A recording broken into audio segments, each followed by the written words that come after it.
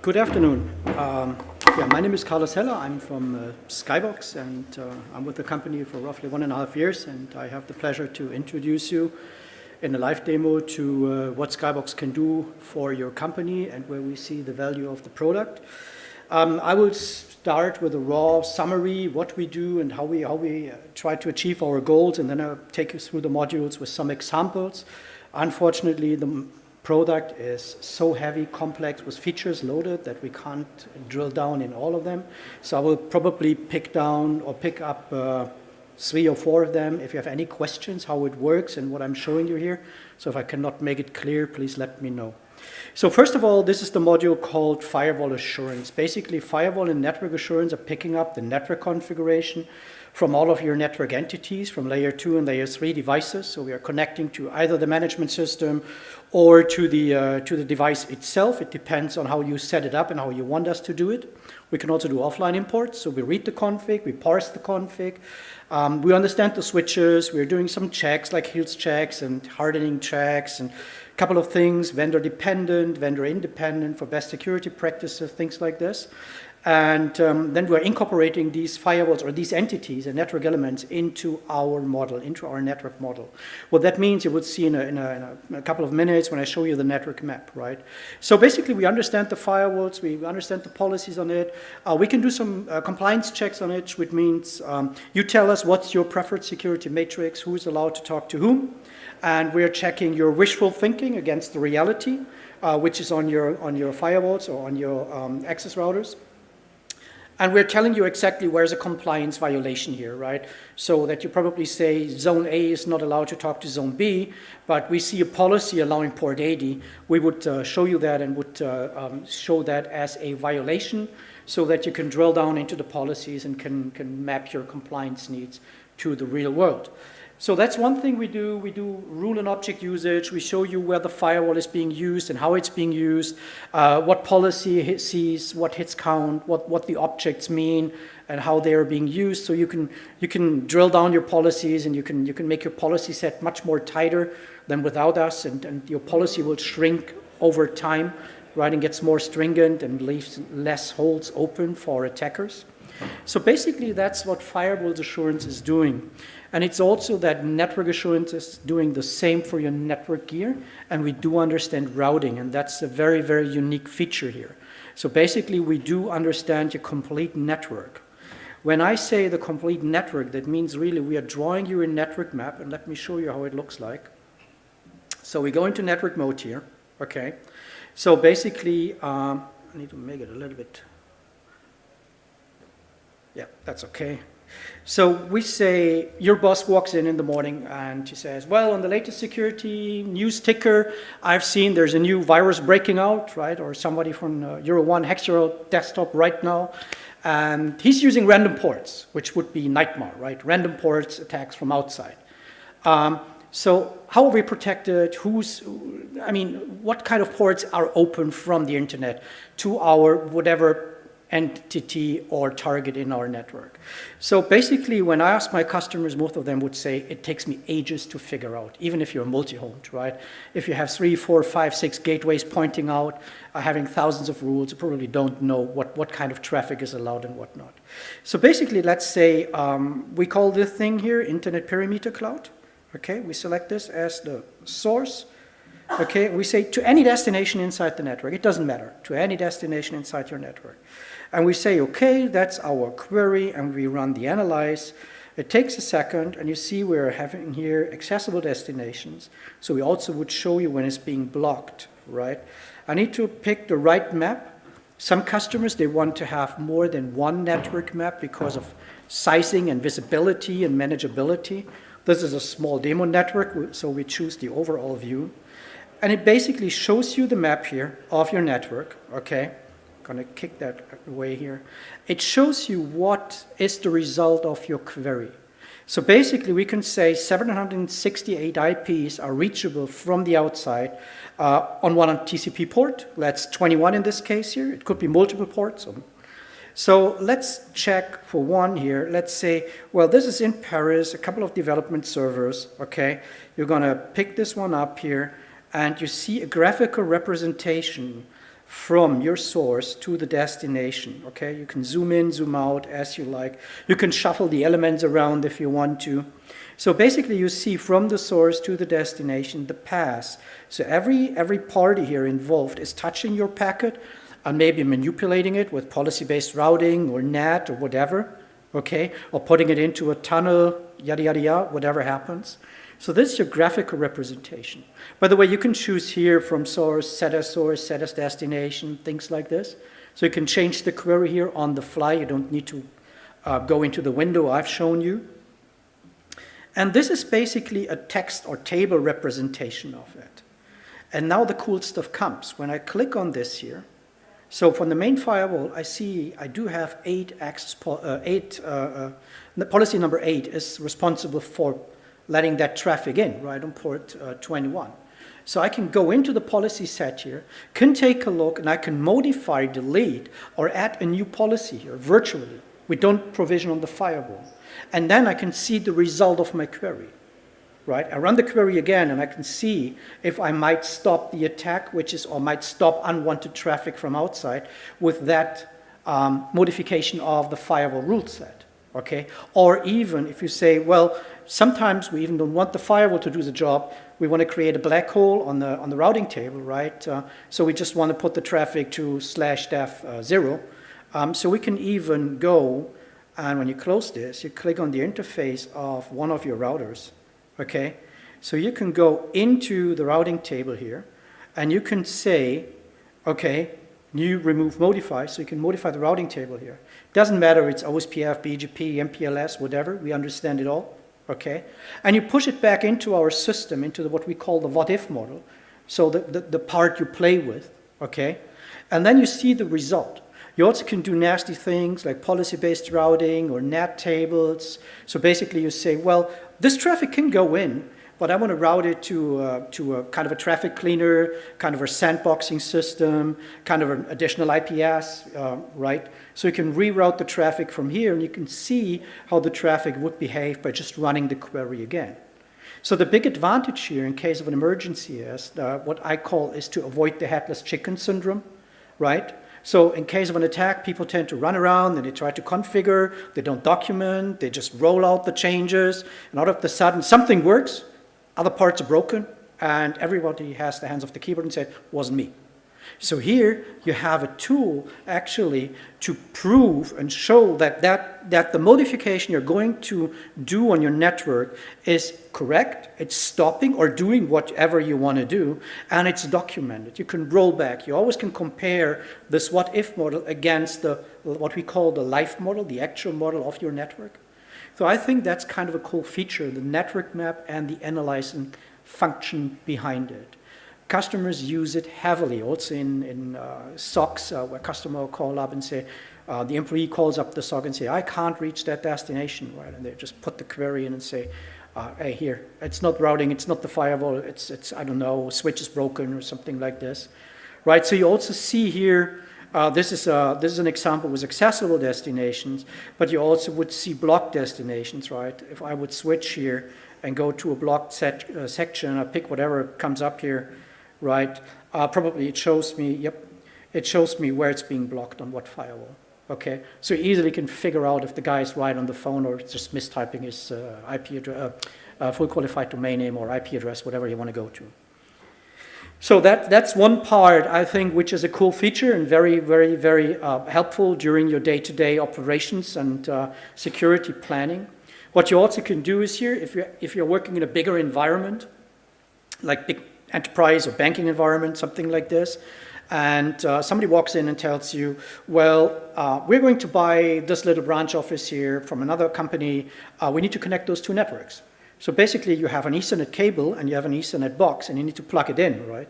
And if you want to see how this is harming your compliance, okay, you virtually, you get the configuration from the guys you're about to buy in or buy out. It's another case, right? And you plug in the configuration into Skybox, okay? You let run all the queries, all the access queries you need to know, and you see the result of your compliance. Does it violate my compliance, my SOCs, my PCI DSS, my homegrown compliance?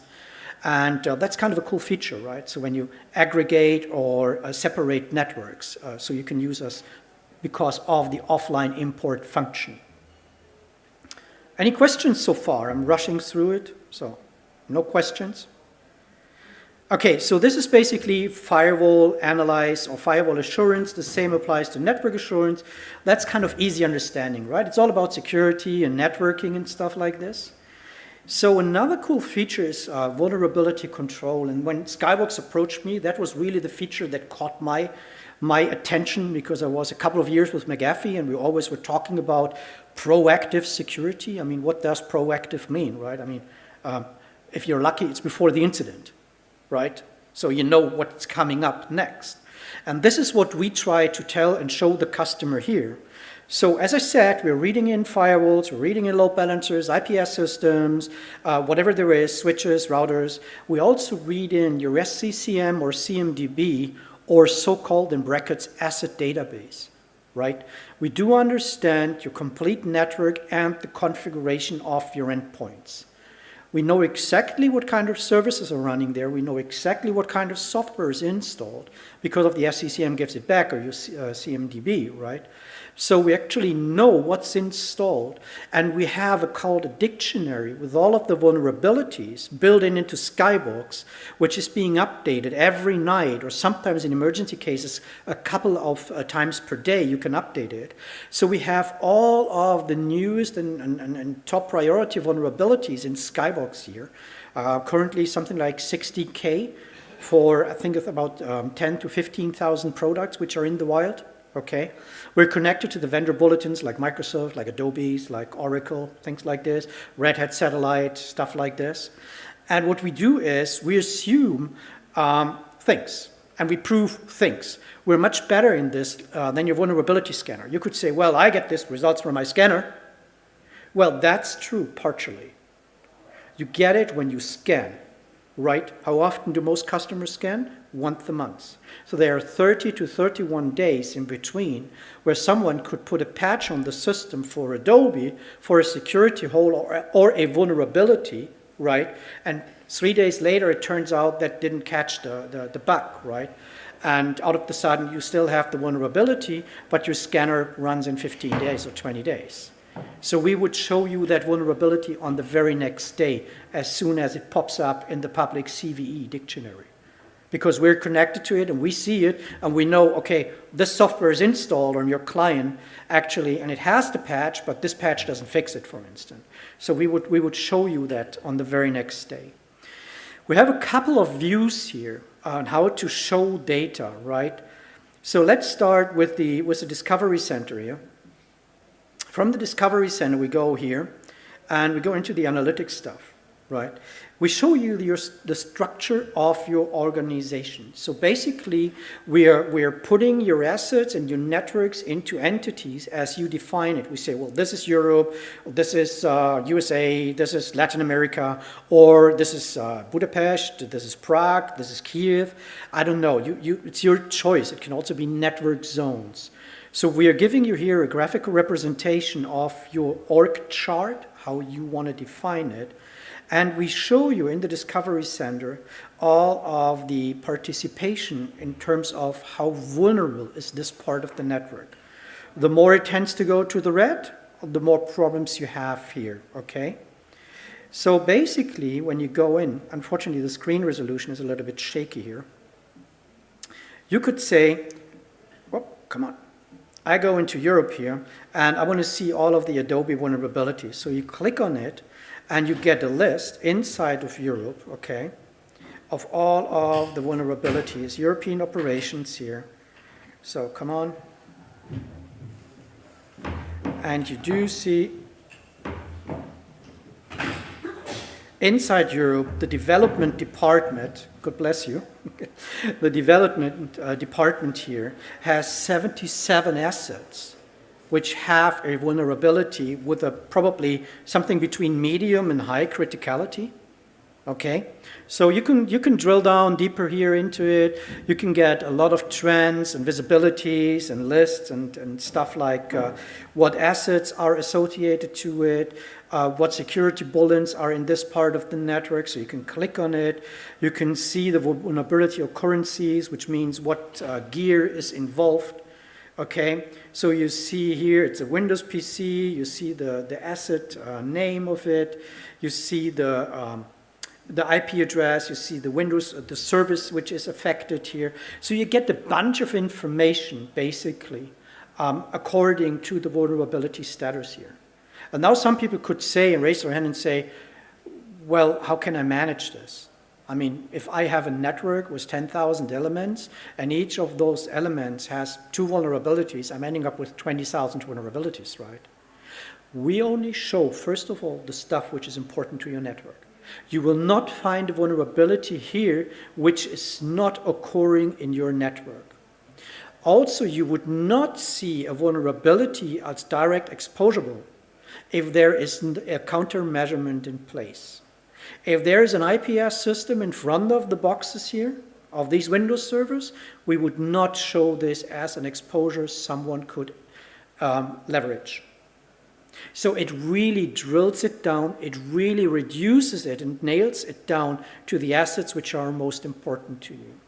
It's even more complex. You can assign criticalities to the assets. Let me give you an example. When you have 2 servers which have the same setup, 2 Linux servers. One is in a DMZ, it runs your web interface to your customers, it's your online store system, yada, yada, yada, yada. And one is the internal server serving your Cantina's menu card, right? Nothing shows than the menu from the day, okay? Both have the same vulnerability. Both have an exposure. So there's something out in the wild to use this vulnerability. This one has a value for your company worth 10 million. This one, 10K, 5K, whatever. Where do you want to go first? Of course, Siemens guys and Bosch guys in Germany would say to the Cantina card, right? But in fact, you go to your online store system first. However, this changes dramatically if there's a countermeasurement in place, right? If there's an IPS system in front of it, this body here gets another criticality because your Cantina menu card sits somewhere in the financial data center and there are business partners accessing it. So someone from your corrupted business partners, they could access it. So the criticality changes with the countermeasurements and the values of the asset. So it really nails it down to what's your need and what's your understanding. So we're not only complaining, we're not only showing you what you're doing wrong, that you don't do good patching, things like this, right? I mean, it's always the hand and egg problem, time versus criticality. What we do is we show you solutions for it. So basically, if you have a vulnerability, and this vulnerability has kind of a solution in terms of either patch it, we give you a list of patches you should apply, or if there is a mitigation, which is much faster for the first try, like on Palo Alto, we give you the signature. You don't even need to research it, right? So you have a vulnerability, you know there's a Palo Alto in place, you own one, and you know it has an IPS license on it, you just turn on this signature, and the part of the network we are showing you here is safe for the moment. Of course, you need to patch later on, right? Which goes into our patch management, priority queue. So, however, this is something where I say a company and people could save a lot of time and a lot of money by using this to prioritize their day-to-day tasks and, of course, to make the network more secure. Because, first of all, it's concentrated here from several vendors, from several entities, silo data sources.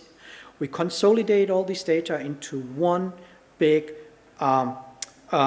product, and we tell you exactly where you have to go in case of an emergency, right? But that's not all. The other thing is, we can, and I call this war games, or you find your own name for it, we can slip into a role of a hacker, and we could look with the glasses of a hacker to your network, and we could say, how can you penetrate this network if I'm sitting in that position? Like an internet hacker, like a corrupted business partner, like a corrupted developer who got fired, probably, and you want to know what he can do on your network. So we can slip into that role and we can first see what assets can they reach. This is open from the internet, for whatever kind of reason. based on the vulnerabilities, based on access policies. So these are direct exportable assets from the internet. So I can even open it up here and you see even more. So I can click on this, let's say backend finance server. Of course, this is the highest priority you have. That's probably your treasury server. And I can open up the Attack Explorer and I can show you a graphical representation on how the attack could look like.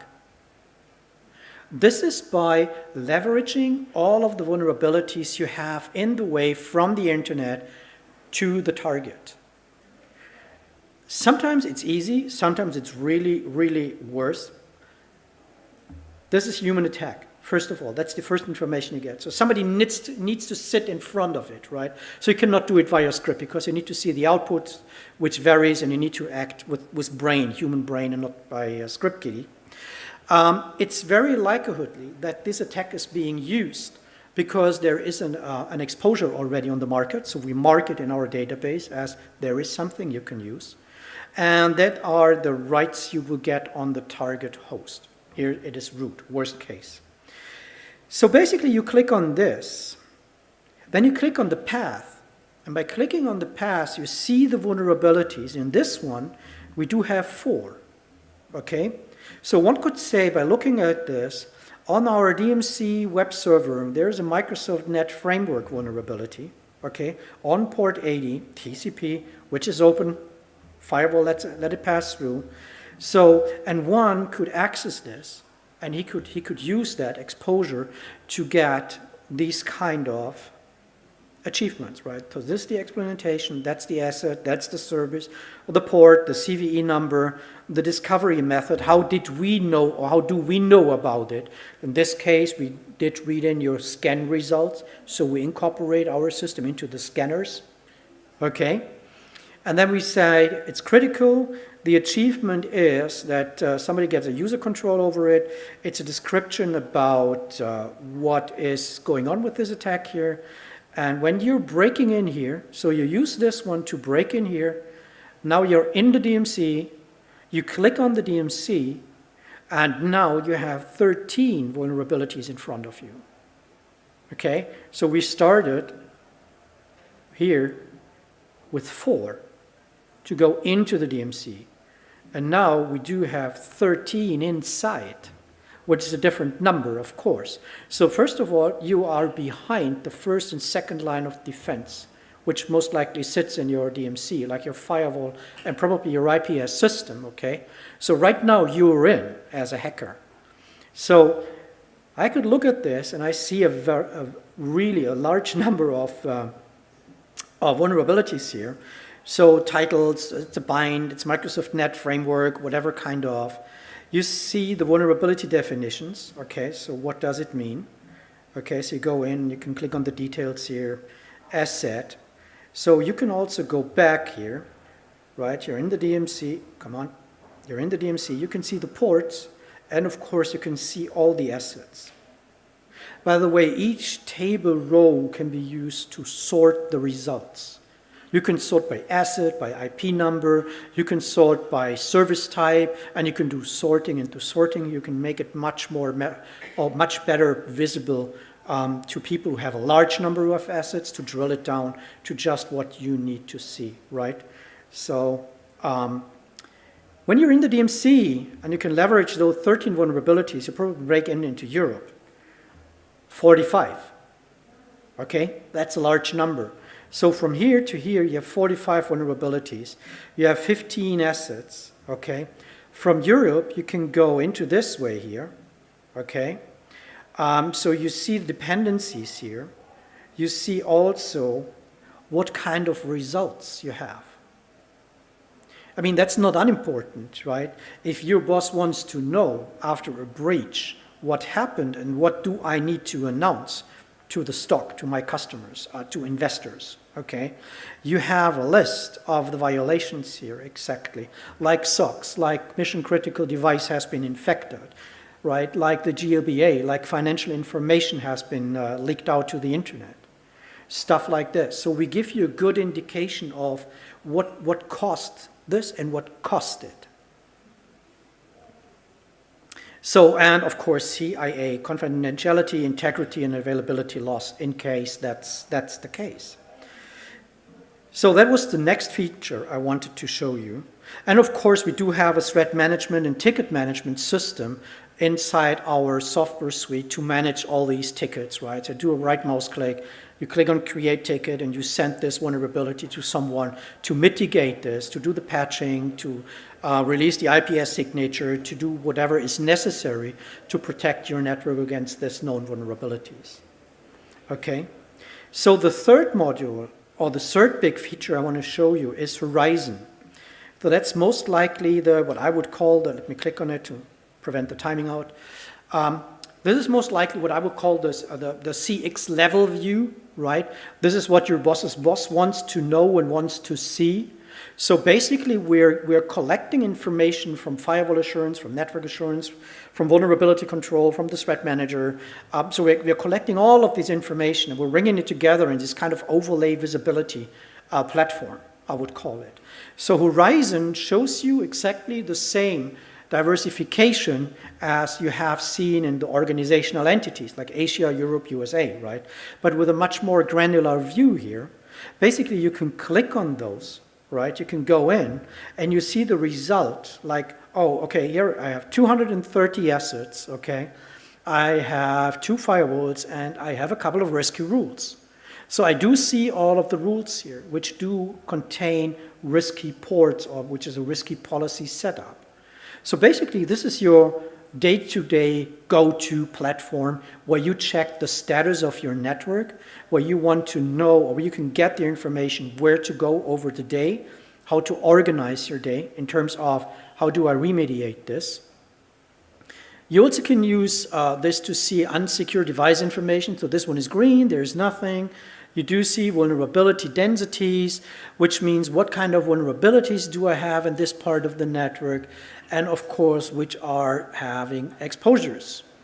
If this is a compressed view of a specific site, you also can go into the site details, right? You go to Paris or London, I choose just Paris here, you get the same information, you can even drill down here and you see the network layout. By the way, you can shuffle around and do whatever you want with the stuff here, okay? And you can see probably the IOEs and vulnerability densities for the gear in this part of the network.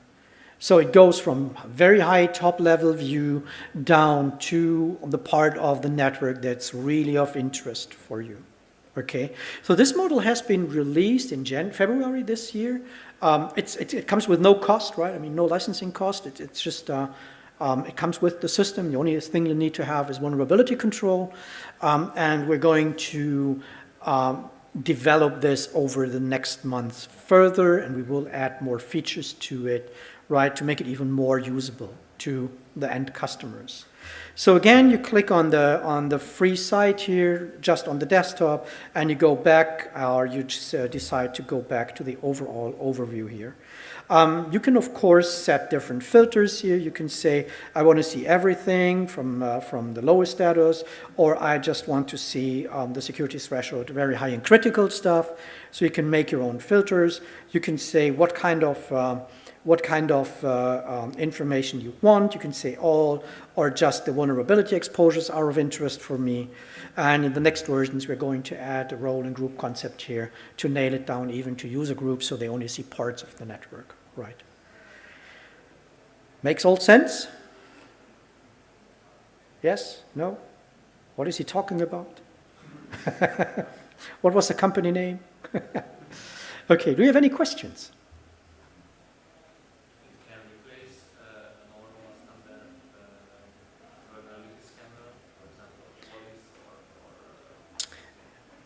I would love to say yes, but this is where I'm more a consultant than a salesman. I mean, whatever you have, you should use. However, it can help you to reduce the licensing cost, right? Today, you probably have a large amount of seats, okay? And you want to scan the whole range of the network. What you can do with Skybox is you can focus on the most critical parts with your vulnerability scanner, and you can move let's say on the first of the month, you scan this part, and the second you scan this part, so you can work with a much more reduced licensing set for the vulnerability scanners. However, what I don't like on vulnerability scanners, it's it tells you something about, there is something. It doesn't tell you something about, most scanners don't tell you something about the remediation. They don't take countermeasurements into place. They don't know if there's an IPS in front of it. They don't know that, yes, of course, this is a vulnerability, but I need to log on with a machine account, and that machine account is only known by exactly one machine, right? Things like this. So it doesn't take into account the risk and the criticality for your company. It doesn't tell you where to go first, right? Think of about my example with the Cantina and the web server. By the way, and just in brackets, when you ever work with Bosch in Germany, they would really go to the Cantina server first. That's not a joke. But during noon, 30,000 people in Stuttgart, 30,000 people are going at the same time in the same Cantina. And if they just lose 1 hour by not reading the menu card, they lose 30,000 man-hours per day. That has a different criticality, right? Just to make this story a bit more round. So that's something nobody will tell you, right? From the vulnerability scanners. Make sense?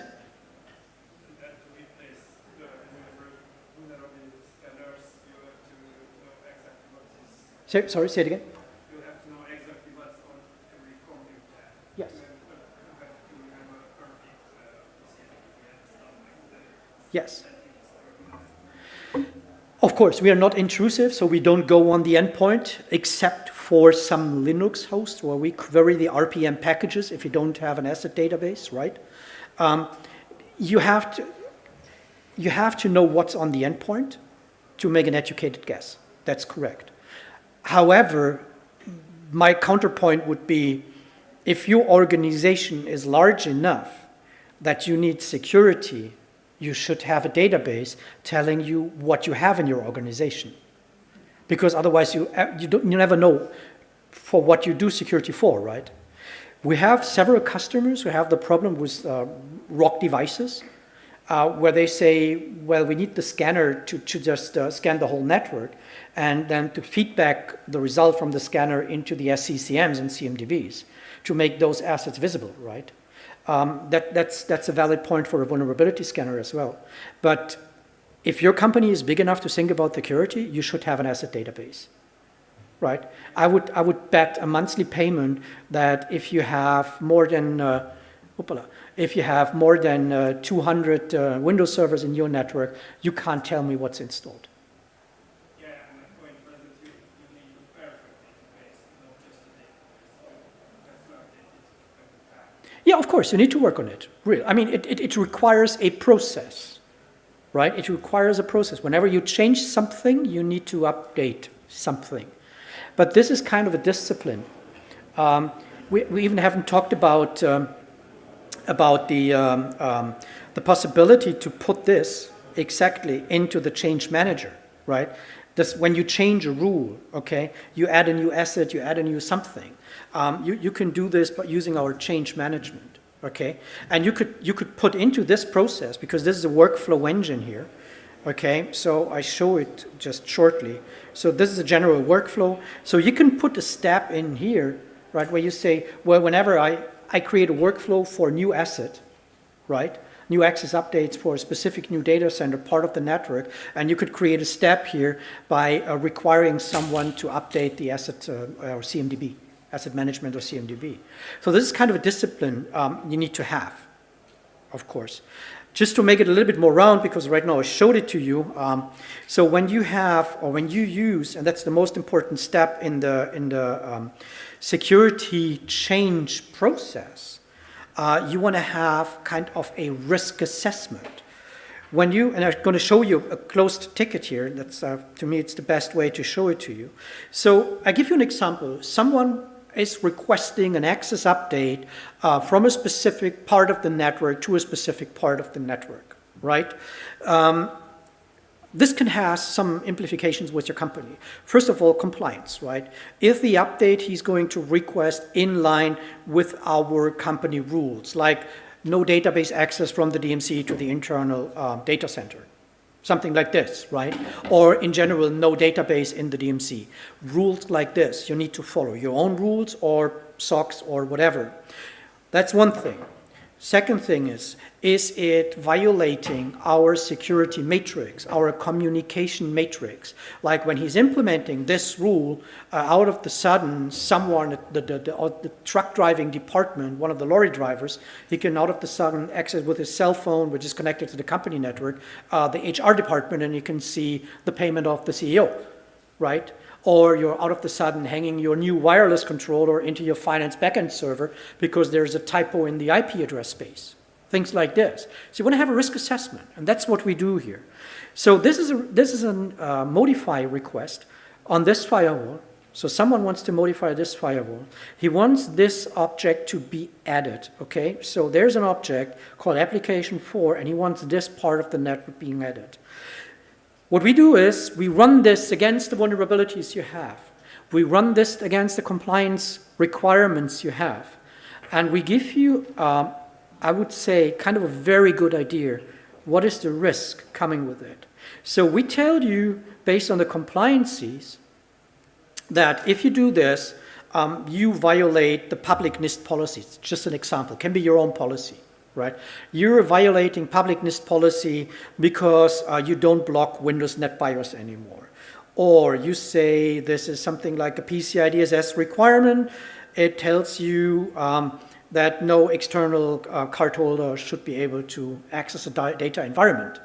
Things like this. So this is a compliance violation if you do allow this request, which is good, right? For me, as a security expert, it's much more interesting to see what's causing it.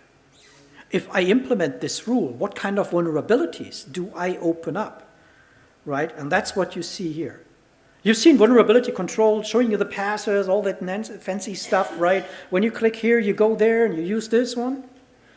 This is proactive. This is preventing shit before it happens. Excuse my rude saying. Okay? This is telling you if you allow this rule, okay, you will exactly open up this vulnerability to all of the vulnerable participants in the back or in the front, however you see it. And this is what I call proactive security. This is what I call risk management, as it should be, because it prevents you from doing stupid things. And again, we do see countermeasurements.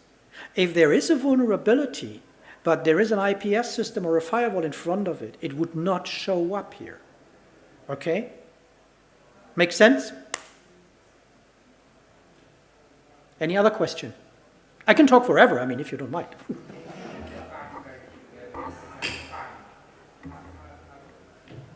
How is it defined?